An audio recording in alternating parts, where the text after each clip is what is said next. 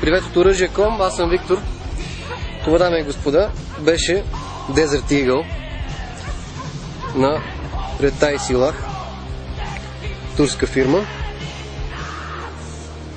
И сега, може би, от другата страна ще има коментари: това е турско, егати буклука, за нищо не става.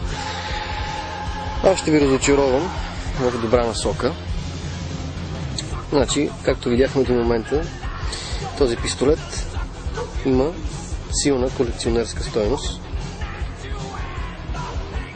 А както забелязахме още и, че наистина отстъпва по нищо, едва ли не истинския Desert Eagle.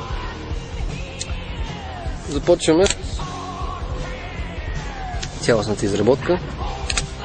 Изцяло метален. Единствените полимерни детайли по пистолета са ръкохватката и долната част на пълнителят. Много солиден, много реалистичен. Почти като истинският. Спусъкът метален. Double Action. Предпазителят двустранен.